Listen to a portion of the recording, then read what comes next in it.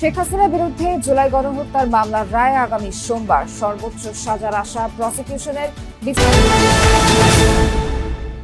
জাতির উদ্দেশ্যে দুপুর 2:30টায় ভাষণ দেবেন প্রধান উপদেষ্টা। জুলাই সনদে এরই মধ্যে সই করেছেন রাষ্ট্রপতি।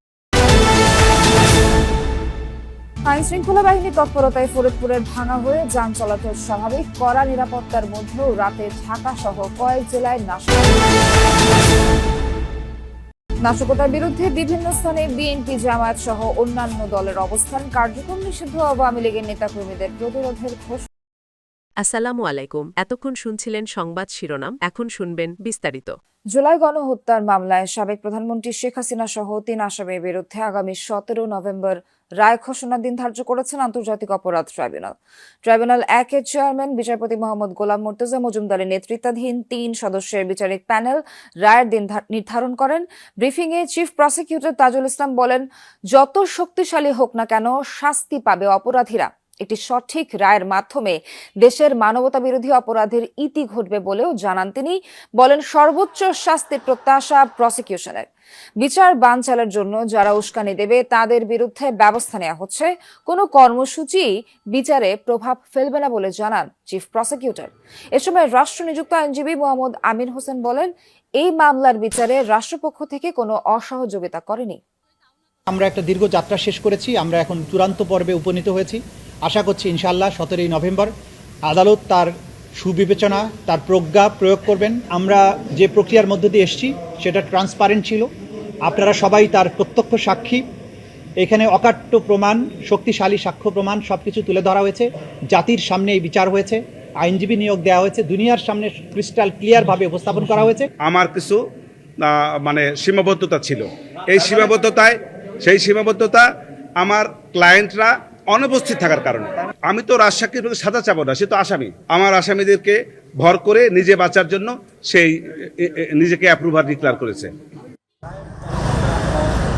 আসলে ট্রাইব্যুনালের চিত্রটি বা ট্রাইব্যুনালের সামনে যে চিত্র সেটি একদম স্বাভাবিক। কোনো ধরনের কোনো সমস্যা নেই বা কোনো ধরনের কোনো অপ্রীতিকর ঘটনাও ঘটেনি বা একেবারেই নিরাপত্তা শঙ্কাজনিত কোনো বিষয়ও ঘটেনি। আমরা দেখেছি সকাল থেকে যেভাবে আইনশৃঙ্খলা বাহিনীর সদস্যরা, বিশেষ করে সেনাবাহিনী, বিজিবি, র্যাব এবং পুলিশ বাহিনীর সদস্যরা ছিল, তারা মূলত রায় ঘোষণার পরপরই 12:30 একটা নাগাদ তারা সবাই চলে গেছেন এবং শুধুমাত্র সেনাবাহিনীর সদস্যরা এখানে অবস্থান করছেন এবং তারা হয়তো ট্রাইব্যুনালের কার্যক্রম, যেহেতু এখন অন্যান্য মামলার কার্যক্রম চলছে, সেই অন্যান্য মামলার কার্যক্রম শেষ করার পর তারা হয়তো তাদের যে নিরাপত্তা ব্যবস্থা সেটি এখান থেকেও প্রত্যাহার করার সম্ভাবনা রয়েছে। কিন্তু যেহেতু এখন পর্যন্ত আছে, তারা ধরেই নেওয়া যায় তারা আরও কিছুক্ষণ হয়তো এখানে অবস্থান করবেন। তবে ট্রাইব্যুনালের ট্রাইব্যুনালকে এই যে আজকে যে রায়ের দিন ধার্য, সেটিকে কেন্দ্র করে এই সুপ্রিম কোর্ট বা উচ্চ আদালতের প্রবেশের যে 6টি প্রবেশপথ রয়েছে বা 6টি মূল গেট রয়েছে, সেই 6টি মূল প্রবেশপথের মধ্যে 4টি রয়েছে একেবারেই বা 5টি সরাসরি উচ্চ আদালতে প্রবেশের এবং একটি রয়েছে শুধুমাত্র ট্রাইব্যুনালের প্রবেশের। এবং এই ট্রাইব্যুনালের প্রবেশের যে প্রবেশপথটি, সেই প্রবেশপথটিতে জোরদার করা হয়েছে এবং সেটি মূলত অন্য পাশে, সেখানে বিভিন্ন সদস্যরা মোতায়েন রয়েছে। আর হাইকোর্টের একটি প্রবেশপথ দিয়ে, মাজার গেট দিয়ে প্রবেশপথের পরেই মূলত ট্রাইব্যুনালে যে আরেকটি প্রবেশপথ রয়েছে, এখানে এই প্রবেশপথ দিয়ে সেনাবাহিনীর সহ অন্যান্য আইনশৃঙ্খলা বাহিনীর সদস্যরা রয়েছেন। কিছুক্ষণ আগে ট্রাইব্যুনাল সংশ্লিষ্ট অনেকেই কর্মকর্তাকে আমাদের বেরিয়ে যেতে দেখেছি এবং আসামিদের কেউ কেউ হয়তো বেরিয়ে গেছেন বলে আমরা জানতে পেরেছি।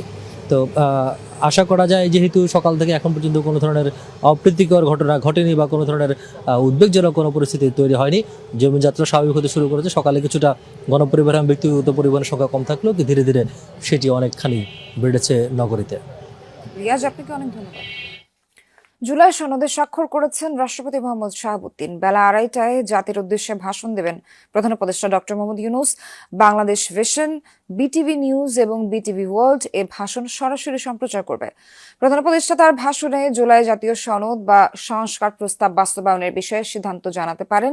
নির্বাচন, জুলাই সনদের আইনি ভিত্তি এবং গণভোট ইস্যুতে বিএনপি, জামায়াত সহ প্রধান রাজনৈতিক দলগুলো মুখোমুখি অবস্থানে। একদিকে জামায়াত সহ 8টি দল 5 দফা দাবিতে আন্দোলন কর্মসূচি চালিয়ে যাচ্ছে, অন্যদিকে নির্বাচনের দিনই গণভোট আয়োজন এবং জুলাই সনদের নোট অফ ডিসেন্ট বিষয়ক অবস্থান নিয়ে সরব বিএনপি সহ সমমনা দলগুলো।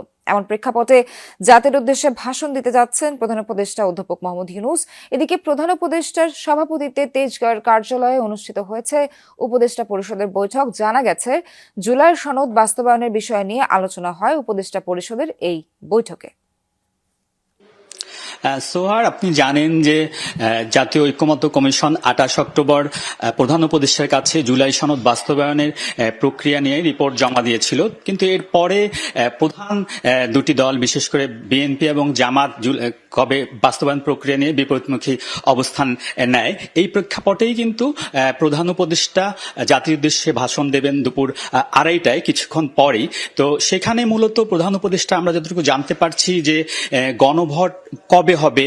বিএনপি দাবি করছে যে গণভোট জাতীয় নির্বাচন এবং একসাথেই হওয়া উচিত, গণভোট বা পরে হওয়া উচিত। এদিকে জামাত বলছে যে মানে জাতীয় নির্বাচনের আগে তারা গণভোটের দাবি করছে।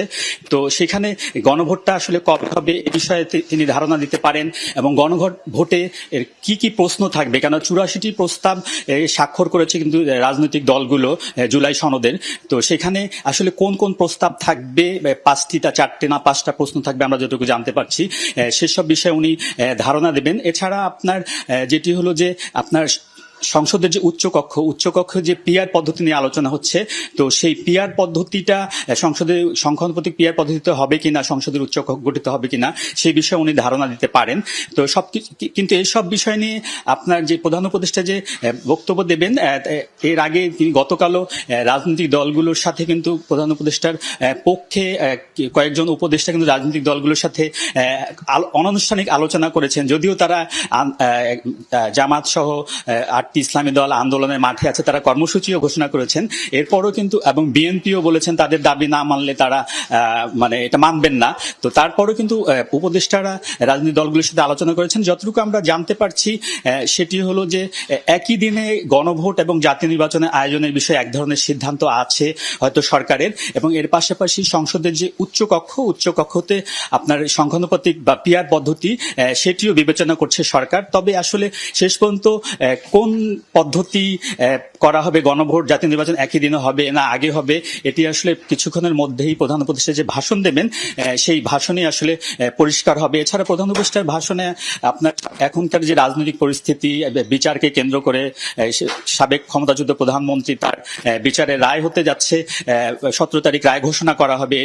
এই ঘটনাকে কেন্দ্র করে আপনার সারা দেশেই একটা উত্তপ্ত পরিস্থিতি এবং জ্বালাও করার নাশকতামূলক ঘটনা ঘটছে, এই বিষয়েও তিনি জাতিকে দিক নির্দেশমূলক ধারণা দিতে পারেন। আর এছাড়া আপনি জানেন গণভোট আজকে প্রধান উপদেষ্টার সভাপতিত্বে উপদেষ্টা পরিষদের বৈঠক হয়েছে। তো সেই বৈঠকে আপনার গণভোটের অধ্যাদেশ এবং জুলাই সনদের সাংবিধানিক অধ্যাদেশ, এগুলো অধ্যাদেশ জারির বিষয়ে আলোচনা হয়েছে। তো সেগুলো কি 2-1 দিনের মধ্যে হয়তো জারি হতে পারে। তো এরই মধ্যে কিন্তু রাষ্ট্রপতি মোহাম্মদ শাহাবুদ্দিন তিনি সংবিধান আদেশ স্বাক্ষর করেছেন। যদিও এটা নিয়ে এনসিপির বিশেষ করে অভিযোগ ছিল, বিরোধিতা ছিল যে রাষ্ট্রপতি যাতে সংবিধান আদেশ স্বাক্ষর না করে ডক্টর মোহাম্মদ ইউনূস করে স্বাক্ষর, কিন্তু রাষ্ট্রপতি স্বাক্ষর করেছেন। তো সব মিলিয়ে আমরা এখন আসলে তাকিয়ে আছি প্রধান উপদেষ্টা